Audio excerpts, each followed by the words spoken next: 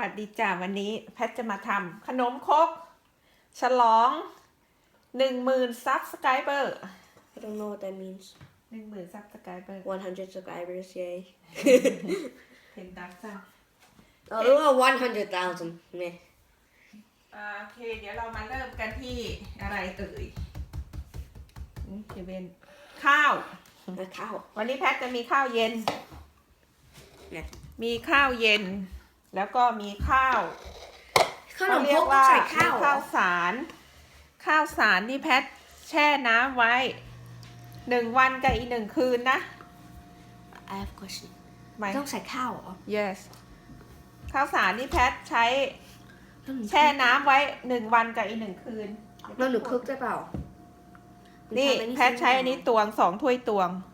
วงข้าวนี่แหละที่เราตักข้าวหุงนั่นแหละแพทใช้ในเนี้ยแพทแช่ไว้2 ถ้วยแล้วแพทจะเอาน้ำออกนะจ๊ะแล้วก็แพทก็จะเอาแบบนี้จะมาใส่นี้นี่เป็นข้าวสารนะจ๊ะฮะ หนูคลุกได้ปะหนู help ได้ปะ เอวตอนหยอดขนมโครกโนด โอเคนี่อยู่รูมของหนูลืมปิดไฟ Be right back โอเคเราก็จะเอาน้ำออกเหลือแต่ข้าวสารแบบนี้ข้าวสารนี่แช่ไว้1 วัน 1 คืนนะให้มันนิ่มๆ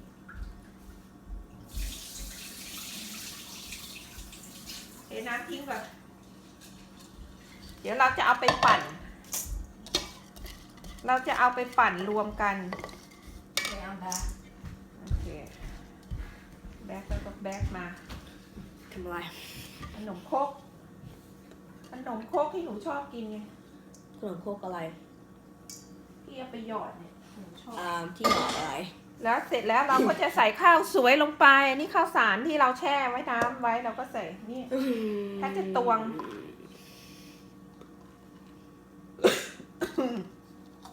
I wish you used the bathroom before นี่ อัดเข้าไป วันนี้อยู่ตอนนี้บ้านหนู use the bathroom 2 ถ้วย น้ำวันนี้อยู่ตอนนี้บ้านอันนี้ use the bathroom ไม่มีหรอกไปเถอะจะไปบาสรูมก็ไป โอเค เดี๋ยวค่อยมา ใช้2 ถ้วยเท่ากันแหละข้าวสุก2 ถ้วยข้าวสาร2 ถ้วยอัดแน่นๆหน่อยข้าวมันประมาณนี้เลยนะ2 ถ้วยที่ตักข้าวหุงอะนะเราก็จะได้เราจะได้ข้าวสุกกับข้าวสารรวมกันเดี๋ยวแพทย์ล้างมือแป๊บ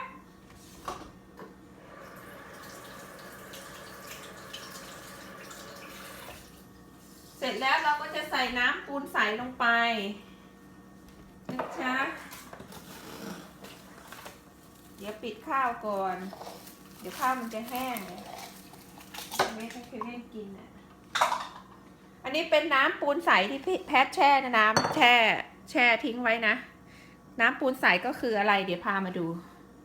นี่เป็นถังน้ำปูนที่แพทแช่ไว้นี่ข้างล่างก็จะเป็นน้ำปูนแดงไหมมันตกตะกอนมาก็จะเป็นน้ำใสๆออกมาก็อยู่ประมาณนี้น้ำใสๆประมาณนี้เราก็ตักมาทำขนมหม้อนี้ไอ้ถังนี้แพทแช่ไว้2 ปี3 ปีแล้วนะ2-3 ปีแล้วแหละเขาบอกว่าน้ำปูนใสยิ่งแช่นานยิ่งเก่ายิ่งอร่อยยิ่งทำขนมอร่อยน้ำปูนใสเนี่ยแช่เลยแล้วเอามาทำขนมแล้วจะไม่ได้ค่อย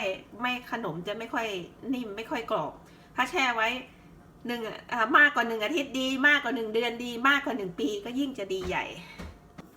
โอเคเรารู้แล้วนะน้ำปูนใสมาจากไหนแล้วก็จะใส่น้ำปูนใสลงไปประมาณกะเอา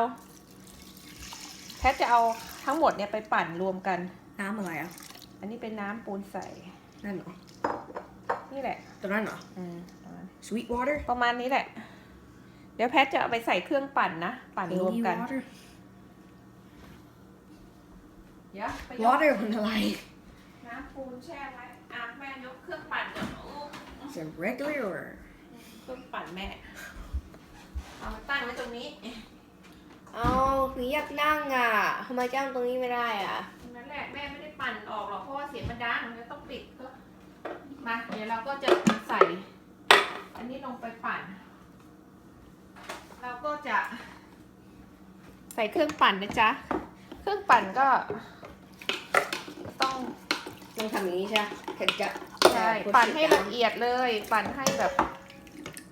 อันนี้แพทจะปั่นแบ่งปั่นเป็น2 ชุดนั่นนะเดี๋ยวเราไปปั่นกัน เดี๋ยวเอาออกมาให้ดู ปั่นเรียบร้อยแล้วเรามาเช็คกันคือเช็คเนื้อแป้งว่ามันเนียนไหมโอเคเนียนมันเรียบเนียนเหมือนเป็นเนื้อแป้งอ่ะไม่ใช่เนื้อข้าวอ่ะเหมือนเป็นเนื้อแป้งอันนี้มันจะวางจับไม่ แป้งมันไม่สมข้าวหรอ เราก็จะเทลงไปนี่เป็นเนื้อเนียนเห็นไหมเป็นเนื้อแป้งเลยเดี๋ยวแพทจะหาอะไรมาขูดหน่อยหาอะไรมาขูดออกหน่อย ต้องโค้ดทำไมอ่ะมันจะหกเลยลูกถือไว้ให้แม่แต่มันไม่หกมันสแตนเองได้ดูดิระวังอย่าปั่นนานนะปั่นนานแล้วมันจะร้อนนะต้องค่อยๆปั่นทีละน้อยจะใส่ปั่นรอบอีกรอบนึงนี่ปั่นไป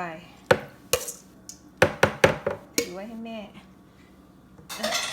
โอ้โหว่ามันจะหกมันจะเปื้อนแม่เกลียดดูดิมันไม่พูดหกเลยแม่ล้างมือก่อนมือเปื้อนนี่คนนี้ my hands are dirty ทำกับข้าวนี่ก๊อกน้ำต้องอยู่ใกล้ตัวตลอดมันจะได้ล้างมือทำความสะอาดง่ายแค่ใส่กลฟไปปั่นรอบ2อันนี้รอบ2โอเคแล้วก็ปั่นเรียบร้อยแล้วรอบ2แล้วก็เอามาเทใส่รวมกันปั่นให้มันเป็นเนื้อแป้งเลยนะจ๊ะเพราะว่าไม่งั้นเดี๋ยวมันจะหยาบมันจะไม่เหมือนแป้งนี่เป็นสมัยโบราณเขาจะเอาแช่ข้าวแล้วเอาไปโม่ใช่ไหมนี่ยุคสมัยนี้มีเครื่องปั่นแล้วเราไม่ต้องไปโม่เราก็เอาข้าวสารนี่แหละมาปั่นข้าวสุกสมัยก่อนแม่ทำตอนเป็นเด็กๆแม่เขาจะเอาข้าวสารน่ะที่แช่น้ำค้างคืนไว้แล้วก็ข้าวสวยมาโม่รวมกันโม่มีน้อยแล้วก็เอามาทำขนมครกนี่แหละเปิดน้ำใส่หน่อยไม่งั้นเดี๋ยวมันจะแห้งล้างออกยากนะพวกเครื่องพวกนี้ใส่น้ำไปเสร็จแล้วเราก็จะได้ตัวแป้งแล้วนี่เป็นตัวแป้งนี่ยังไม่เสร็จที่เสร็จในการปั่นเดี๋ยวเราจะมาใส่กะทินะจ๊ะใส่เกลือใส่กะทิใส่น้ำตาลนะจ๊ะเอาไว้หยอดไอตัวอันนี้ตัวขนมตัวขนมครกไอตัวหน้าที่หยอดอ่ะก็ไม่มีอะไรมากแค่กะทิอย่างเดียวกะทิกับเกลือผสมกันชิมให้ออกเค็มนิดๆแค่นั้นเองของแพทนะหน้าขนมแพทจะใส่กะทิกับเกลืออย่างเดียวอันนี้เป็นตัวแป้งนี่เป็นตัวแป้งนะจ๊ะเราก็จะใส่กะทิลงไปที่แผ่นไหนเคเว่น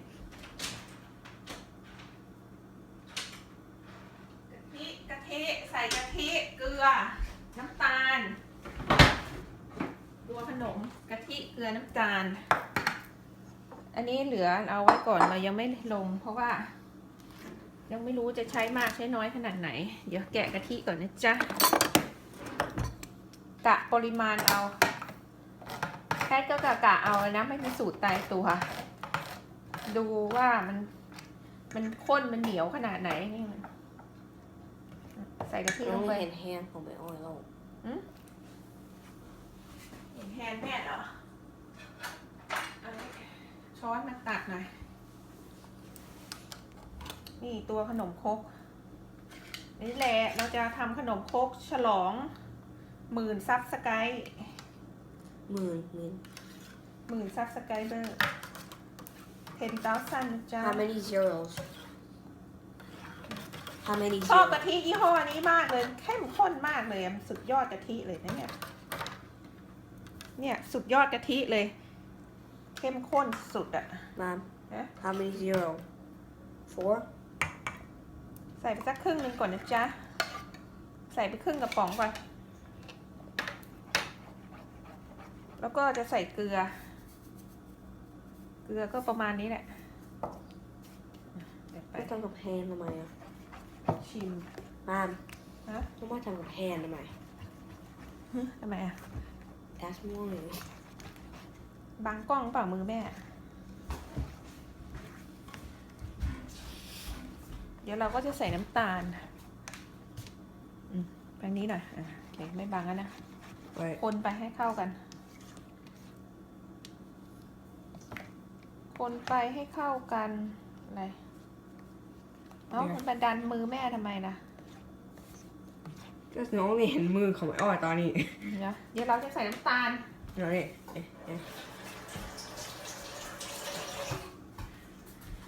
เดี๋ยวเราจะใส่น้ำตาลให้มันออกหวานๆนิดๆยังไม่ใส่น้ำตาลเยอะน้ำตาลเนี่ยเราจะใส่นิดเดียว มันไม่ต้องออกหวานมาก คนชอบกินหวานน้อยกินหวานมากแล้วแต่แพทจะใส่เป็นน้ำตาลมะพร้าวจ้ะวันนี้อยู่ในกระป๋อง ชิมก่อนครั้งแรกเราก็ต้องชิมก่อน มองพวกนี้ไม่ได้อะแต่มันไม่เห็นแฮร์ของพ่อหมด เดี๋ยวแม่จะใส่ถุงมือ แล้วแม่จะคลุกจะขยำขยำ อั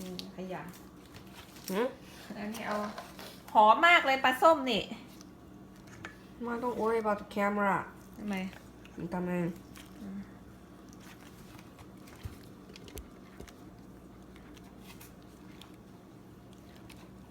ขยำกับ glove เยี่ยมกันเลือกไม่ได้ต้องเอาหมักไว้สักคืนนึงนะค่อยเอามาหยอดตอนนี้หยอดยังไม่ได้นะแป้งยังไม่เซ็ตตัว ส่วนเราทำไม่ได้ ใช่พรุ่งนี้ค่อยกินได้ อันนี้แค่ทำเตรียมตัวแป้งไว้เฉย so กินไม่ได้ทำวิดีโอวันนี้ไม่ได้ ๆ yes โพสไม่ได้วันนี้ โพสไม่ได้วันนี้ทำวันนี้พรุ่งนี้ค่อยโพสพรุ่งนี้ทำแล้วค่อยโพสอันนี้ใส่นะ เก็บได้มาบอกมินิหนูตอนที่หยดอันนี้ เดี๋ยวเราก็จะมาหยอดกันพรุ่งนี้เราถึงจะหยอดตอนนี้ทำตัวแป้งไปก่อนขออนุญาตชิม ให้มัน in a pre-made mode อะ everything else on blurry แล้วมันอันนี้มัน good เอาน้ำตาลทรายให้แม่หน่อยแม่จะผสมน้ำตาลนี่กับน้ำตาลทราย มีอะไรนี่เหรอ ก็เข้มข้นไปไหมแต่ว่าต้องใส่กะทิอีกแน่เลยแค่จะกะเอาประมาณนี้เลยนะตัวแป้งขนม so it only take like 6 minutes 10 ใส่ minutes เกลือหน่อยนะจ๊ะเกลือไม่พอเอาน้ำตาลให้แม่หน่อยหนึ่งในกระปุกเอาเปิดชั้นมาเปิดชั้นแล้วก็เห็นไหมกระปุกขาวๆเนี่ยแก้วอ่ะนั่นแหละไปหยิบมา yes น้ำตาลทรายเปิดฝา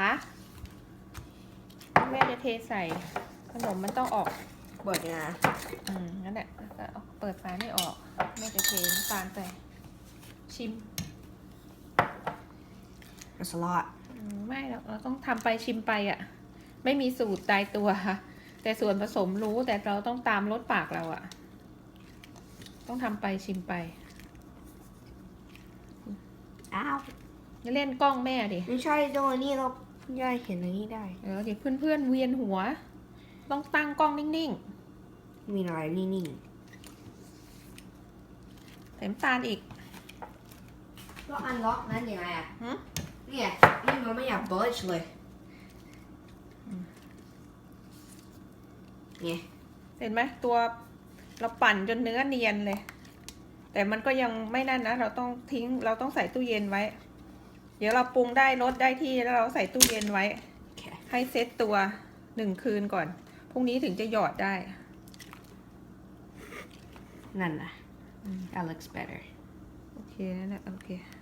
อยู่นิ่งๆล็อกไว้อยู่นิ่งๆเคเว่นเดี๋ยวเพื่อนๆเวียนหัวปวดหัวหนูถือกล้องจับกล้องทีไรนะปวดหัวทุกทีเลย there กล้องมันสาย okay พอแล้วออกมา เราอยากดู อยู่ไปโดนชิมก่อนชิมได้เหรอ ออกหวานนิดๆ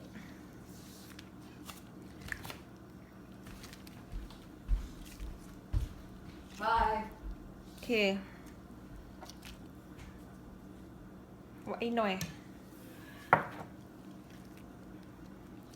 ค่อยๆเติมแล้วก็ค่อยปรุงค่อยๆทำงี้แหละแพทอะค ลัวจะหวานไปกลัวจะไอ้นี่ไปแล้วจะแก้ไม่ได้ แต่เราสามารถนี่ขนาดนี้แพทสามารถเติมน้ำกะทิได้อีกนะแพทจะเติมน้ำกะทิอีกนิดนึงเดี๋ยวแพทขยำให้ได้ที่ก่อนชิมใช้ได้ละแต่แพทว่าแพทจะเติมกะทิอีกอะเพราะว่ามันจะเข้มข้นไปเวลาหยอดแล้วมันจะแป้งมันจะแข็งนี่เราต้องดูนะประมาณนี้นี่แหละแต่ถ้าเวลาเราไปหยอดแล้วมันแป้งมันไม่ได้ไงเราก็เติมน้ำได้นะเติมน้ำกะทิลงไปได้มันเข้มข้นไปมันไอ้นี่ไปเราก็เติมได้ไม่มีปัญหาขอชิมอีกทีเพื่อความชัวร์ใช้ได้แล้วโอเคแพทยังไม่เติมดีกว่าที่แรกว่าจะเติมกะทิไม่เติมเดี๋ยวพรุ่งนี้ลองหยอดดูก่อนแล้วค่อยเติมถ้ามันเหนียวไปมันไอ้นี่ไปมันอะไรไปเราก็เติมใหม่ได้ไม่มีปัญหาตอนนี้เราก็หมักไว้อย่างนี้ก่อนตอนนี้เราก็แรปไว้แล้วก็ใส่ตู้เย็นไว้นะจ๊ะทิ้งไว้1 คืนพรุ่งนี้เช้าเรามาหยอดกันพรุ่งนี้เช้าเรามาหยอดขนมครกกัน